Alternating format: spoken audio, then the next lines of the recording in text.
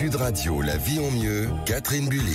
Bonjour à tous, merci d'être avec nous sur Sud Radio, la vie en mieux. Nous sommes ravis de vous retrouver comme chaque dimanche. Alors aujourd'hui au sommaire, eh bien si vous avez envie d'acheter un appartement qui a été placé aux enchères judiciaires, vous vous dites certainement bonne ou mauvaise affaire. Que veulent dire enchères judiciaires par rapport aux enchères classiques? Quels sont les pièges à éviter?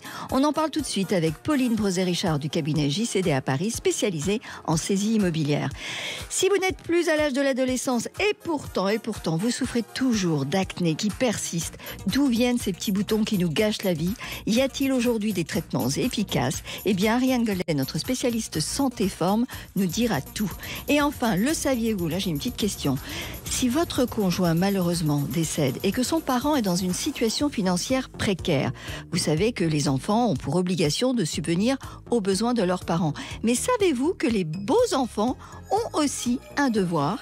Eh bien, on en parle avec Maître Haïté Maïdi, avocate à Paris, spécialisée en droit de la famille. C'est dimanche, vous êtes sur Sud Radio, dans la vie en mieux. À tout de suite.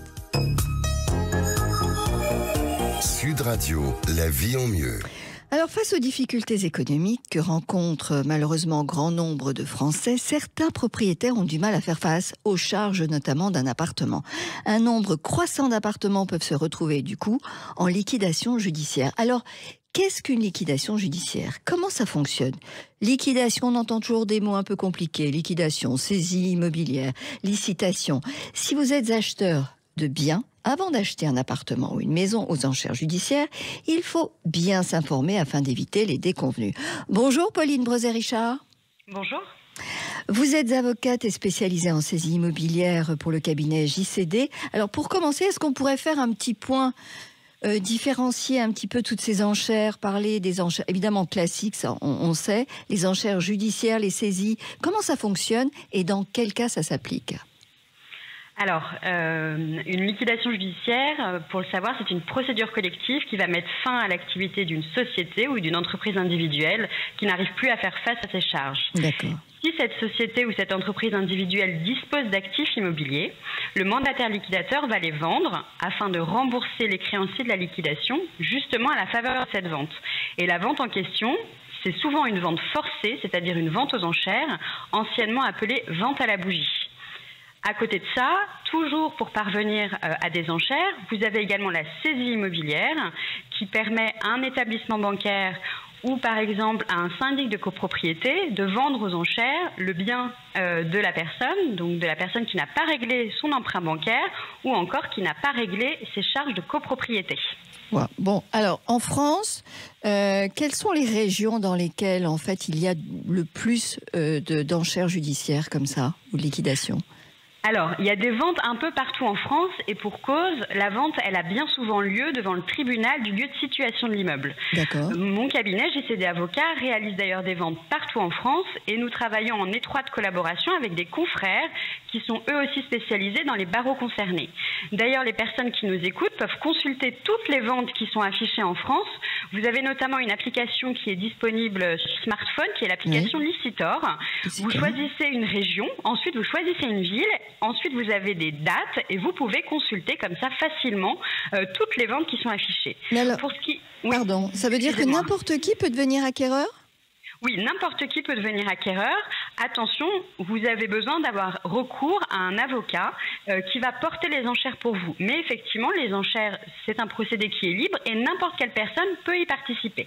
Et ce sont des biens qu'on a la possibilité de visiter parce que, bon, quand on achète un appartement, quand même, on ressent au cours d'une visite si on se plaît, si la géographie est intéressante. Enfin, est-ce que là, de la même manière, on a cette possibilité de le visiter? Oui, et bien évidemment et bien heureusement, dans les saisies immobilières, vous avez une visite qui est organisée dans les 15 jours qui précèdent la vente. Et d'ailleurs, la date de la visite va être indiquée sur l'affiche de la vente, c'est-à-dire sur la publicité. Donc moi, je conseille impérativement à mes clients de se rendre sur place, de visiter le bien. Ils vont y rencontrer le commissaire de justice qui va être en charge de cette vente-là et ils vont pouvoir lui poser toutes les questions nécessaires. Alors, j'imagine, il y a un prix de départ, bien évidemment, comme pour toute enchère, et il y a un prix où le bien sera vendu. Est-ce qu'il y a une vraie différence avec la vente d'un bien classique ? Alors effectivement, vous faites bien de le rappeler, vous avez la mise à prix qui est le prix de départ et ce n'est que le montant auquel les enchères débutent. C'est ça. Ensuite, les enchères, elles augmentent jusqu'à ce que le bien soit adjugé, c'est-à-dire vendu à celui nécessairement qui a dans la salle d'audience le budget le plus important. On parle du jeu des enchères. D'accord. Et il n'y a jamais des pièges? Enfin, il n'y a pas des pièges à éviter dans ce genre d'achat? Alors si, absolument. Et c'est d'ailleurs pour cette raison que vous allez recourir à un avocat, qui d'ailleurs est obligatoire, puisque vous avez énormément de précautions à prendre pour une vente aux enchères. Vous devez notamment absolument vérifier les conditions d'occupation du bien. Est-il occupé? Si oui, l'occupant sur place dispose-t-il d'un bail? S'il dispose d'un bail, quel est le terme de ce bail? Règle-t-il des loyers? Est-ce que la personne qui vit dedans, c'est la personne qui est saisie, c'est-à-dire qui fait l'objet de la saisie immobilière? Ou alors, par exemple, puisque vous l'envisagiez, est-ce le cas d'une licitation? La licitation, c'est quand vous avez un des co-indivisaires qui veut faire cesser l'indivision qui porte sur le bien et qui donc demande à ce que le bien soit vendu aux enchères pour ensuite récupérer la quote-part qui lui revient.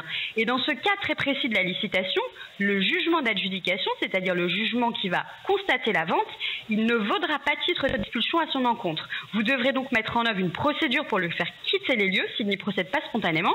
Et c'est une procédure d'expulsion qui peut être longue et coûteuse.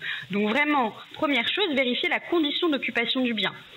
Les autres pièges, ça peut être aussi de ne pas savoir qu'en plus du prix d'adjudication, vous avez énormément de frais à rajouter.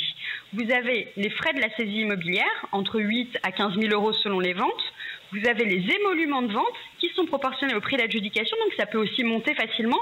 Et vous avez aussi les frais de publication du titre de vente, et ça, c'est à hauteur de 5,81% du prix d'adjudication. Alors, on sait qu'en général, quand on achète un bien classique, on a des frais de notaire qui sont autour de 7% à peu près, donc là, on est au-dessus de ces frais. On est au-dessus. Moi, je dis souvent à mes clients, parce que je vends aux enchères, mais j'achète également pour mes clients, je dis souvent à mes clients qu'en plus du prix d'adjudication, il faut qu'ils comptent environ 10% de plus, et il faut que tout ça puisse rentrer dans leur budget. Ça, c'est très important. D'accord. Alors, finalement, est-ce que c'est plus intéressant d'acheter, parce que les prix ne sont pas les mêmes, évidemment, selon si vous achetez dans une ville comme Paris ou si vous achetez en province. Est-ce que ce type de vente ou ce type d'achat est plus intéressant peut-être en province que dans une grande ville ? Peut-être effectivement. En tout cas, si on prend l'exemple de Paris, on dit bien souvent qu'aux enchères, on achète au prix du marché. Quand on regarde un petit peu les prix, on est certes actuellement en dessous du prix moyen au mètre carré sur un marché dit classique, mais ce n'est qu'une moyenne. Vous avez des biens qui vont partir au prix du marché, vous avez des biens qui vont même parfois partir au-dessus, selon les arrondissements par exemple, d'autres en dessous, ce n'est qu'une moyenne. Encore une fois, c'est le jeu des enchères. Et surtout, ce à quoi il faut vraiment faire attention par rapport à une vente classique, si je peux me permettre, c'est qu'il faut que la personne qui entend porter les enchères ait d'ores et déjà un financement qui soit solide, puisque vous allez avoir à verser le solde du prix d'adjudication dans un délai très court, entre 2 et 3 mois selon le type de vente. Et donc, idéalement, il faut que ce soit une personne qui n'a pas besoin d'un financement bancaire parce que les choses vont aller très très vite par la suite. Voilà, on n'achète pas ce genre de bien en imaginant vendre son propre appartement en même temps. Absolument pas, et surtout pas. Non, c'est vraiment pas anodin d'acheter aux enchères. Absolument. Merci beaucoup. Écoutez, je pense qu'on a appris beaucoup de choses. Merci beaucoup, Pauline Brezet-Richard, pour cet éclairage sur les enchères immobilières judiciaires. À bientôt, j'espère. Merci beaucoup. Merci beaucoup. Au revoir. À bientôt. Vous êtes sur Sud Radio, La vie en mieux continue. Alors, le saviez-vous? L'aide alimentaire et financière pour vos beaux-parents dont le besoin est un devoir obligatoire. On en parle dans quelques minutes avec Linda Haït-Madi. Et en attendant, je vais retrouver ma compère Ariane Goldet qui va nous parler de l'acné et de tous les traitements efficaces pour le traiter. À tout de suite. Sud Radio, la vie en mieux. Merci d'être avec nous sur Sud Radio. C'est la vie en mieux jusqu'à 12h30. Bon appétit si vous êtes à table. Et puis tiens, je vais vous poser une petite question. Savez-vous que, vous le savez, j'imagine, l'aide alimentaire et financière est obligatoire pour un parent dans le besoin. C'est un devoir obligatoire que nous avons envers nos enfants, bien évidemment, mais aussi envers nos parents. Mais savez-vous que les belles familles, c'est-à-dire les beaux enfants, sont aussi concernés? Eh bien, on va en parler dans quelques minutes avec maître Linda Haït-Madi, avocate spécialisée en droit de la famille. Et tout de suite, si vous êtes sujet à l'acné, ma petite Ariane... Ariane Goldet, notre rédactrice beauté, nous apporte des solutions. Non, mais c'est vrai que c'est pas drôle, l'acné. Et surtout, mais surtout, c'est... Quand on est ado, c'est insupportable. On n'ose plus se montrer. Socialement, c'est une vraie catastrophe. Mais il y a des acnés sévères qui persistent dans le temps et il y a des adultes qui sont aussi concernés. Alors sur les réseaux sociaux, vous voyez des trucs, oui. de toutes les couleurs, c'est dramatique. Alors il faut savoir que l'acné explose, et ça dans tous les pays du monde. Oui, ça n'a pas de frontières. Non, il n'y a pas de frontières. Il y a presque 10% de la population qui est atteinte, et c'est la première maladie de peau en France. Incroyable. Alors, comment on explique ça, cette augmentation? C'est la malbouffe, la pollution, le stress, les perturbations hormonales. Et en plus, l'acné devient de plus en plus résistante et elle touche de plus en plus de personnes, les adolescents et même d'autres. On voit de plus en plus ce qu'on appelle l'acné de l'adulte. C'est-à-dire une acné qui se pose sur le bas du visage, au niveau de ce qu'on appelle le collier de barbe. Et ça touche beaucoup les femmes de 25-30 ans qui n'étaient pas sujettes spécialement à l'acné quand elles ont été jeunes, qui travaillent, qui sont très stressés, fatigués, stressés, et en fait, c'est dû à ça. Donc, très souvent, vous pouvez avoir une acné de la femme adulte, alors que vous n'avez jamais eu ce problème. Ce que je voudrais dire à tout le monde, quel que soit votre âge, c'est de tout de suite consulter un médecin ou un dermato. Parce que très souvent, on dit, surtout pour les jeunes, on dit « non mais c'est l'âge, ça va passer ». Non, ça passe pas. L'acné est une affection qui s'enflamme. Et quand elle s'enflamme, ça fait boule de neige. Et vous risquez d'avoir par la suite des cicatrices et des traces. Donc il faut agir tout de suite. Alors, vous parliez d'alimentation, parce qu'en général, on dit plus souvent désordre hormonal. Mais l'alimentation a vraiment aujourd'hui... Alors, justement, on a cru très souvent que l'alimentation n'avait rien à voir, ce que disaient les dermatologues, n'avait rien à voir avec l'acné. Or, non. On s'est aperçu que 20% de la population avait un récepteur au sucre au niveau des glandes sébacées, les glandes qui s'emballent, qui sécrètent beaucoup trop de sébum quand on a de l'acné. Et donc, ça jouait. Donc, ce qu'il faut faire, attention, il faut réduire le sucre. De toute façon, tout le monde doit réduire le sucre, comme ça, le problème est résolu. Et vous prenez une alimentation riche en zinc, en antioxydants et en oméga 3. Et tout ça pour calmer un peu l'acné. Bon, puis j'imagine, au-delà de l'alimentation, qu'il y a une hygiène qu'il faut avoir, et il y a peut-être une routine à mettre en place. Oui. Alors, oui, l'hygiène est très, très, très importante. Quel que soit l'âge. Quel que soit l'âge, c'est très, très important. Pourquoi? Parce que, comme vous le savez, l'acné, c'est la glande sébacée qui s'emballe. Elle fait trop de sébum, justement à cause des hormones. Ensuite, donc, le sébum est trop épais, le pore se bouche. Et donc, vous avez, si vous voulez, une espèce un petit feu, ça s'enflamme en dessous, et c'est ça qui fait, ça explose ou pas, les boutons, etc., etc. Donc, il faut jouer là-dessus. Donc, l'hygiène, très important. Qu'est-ce qu'il faut faire? Il faut nettoyer. Privilégier les produits d'hygiène doux, comme les Syndettes, c'est-à-dire le savon sans savon. Il y en a beaucoup. Il faut rincer abondamment à l'eau à chaque fois. Et puis sinon, vous avez des laits et des gels. Après le rinçage, vous séchez, mais vous séchez sans frotter trop fort. Parce que l'acné, c'est une inflammation. Si vous frottez, et les ados font ça, ils frottent comme des fous parce qu'ils veulent presque arracher le bouton tellement ça les gêne. Mais il faut surtout pas faire ça. Donc vous faites des pulvérisation d'eau thermale aussi après. Et ensuite, vous appliquez pour le jour une crème hydratante anti-acné, légère souvent, qui est matifiante, qui va réguler le sébum.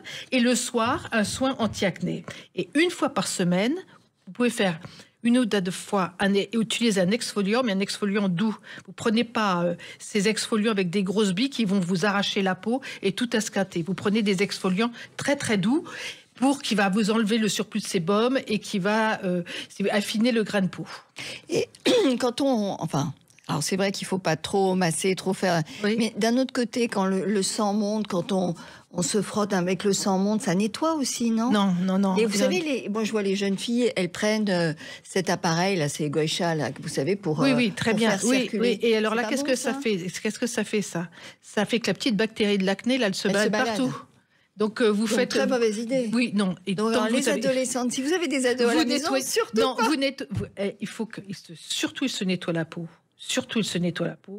Qu'ils soient très doux, attentionnés avec leur peau. Et très souvent, ils ont... Alors, à proscrire, ce que vous voyez sur TikTok, c'est le dentifrice, le citron, le vinaigre.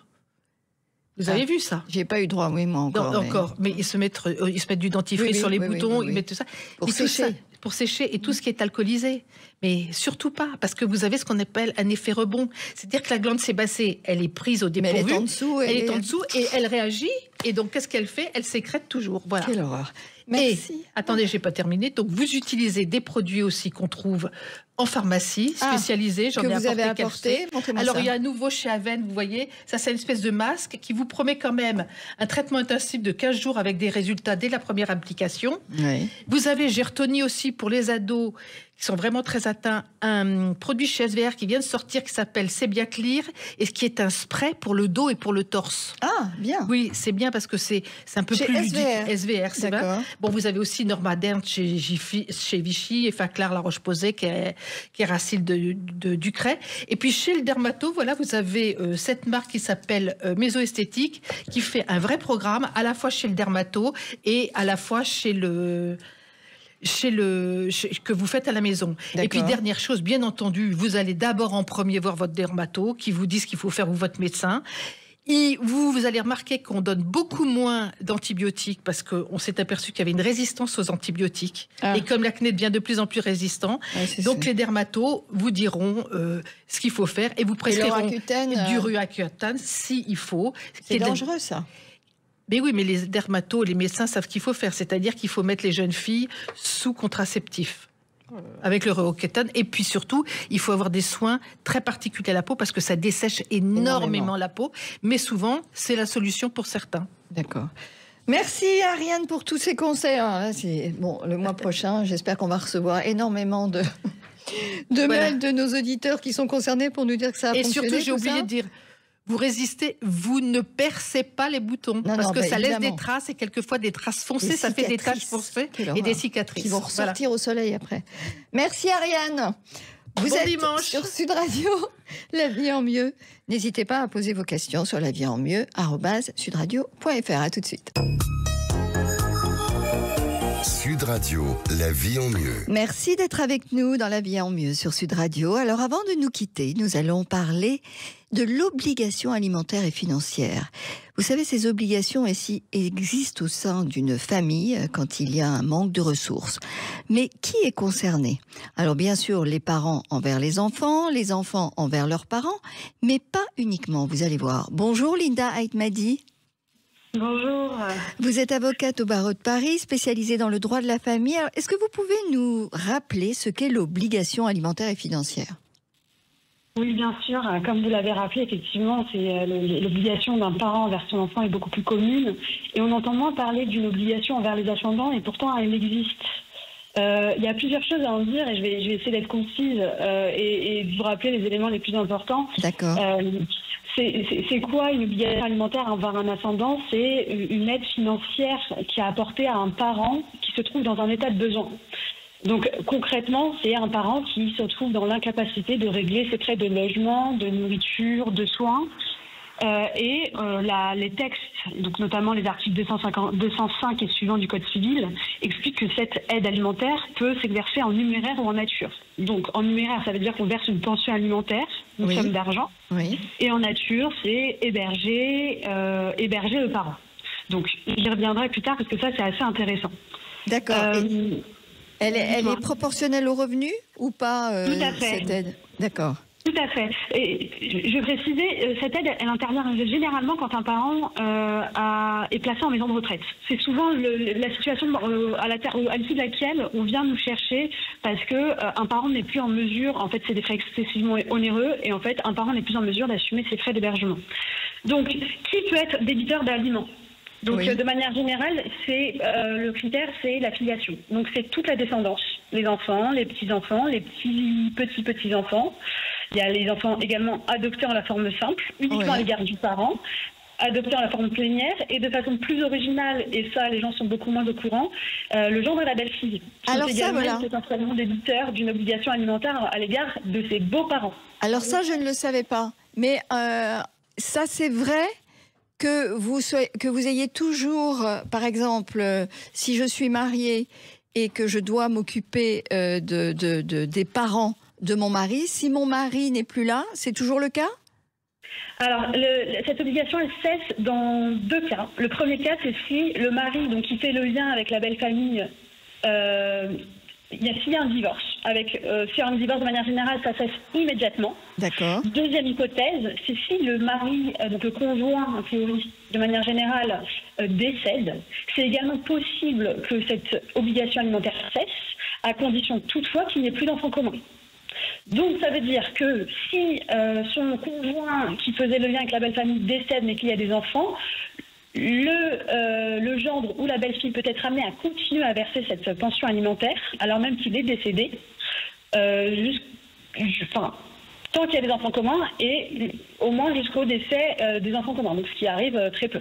Donc même en cas de remariage, on continue à devoir cette obligation alimentaire. Ça, c'est incroyable. Alors ça, je ne le savais pas pour les beaux enfants. Et si jamais il y a un manque de paiement, est-ce qu'un juge peut intervenir et demander la mise en place de cette aide ou peut inquiéter effectivement les beaux enfants?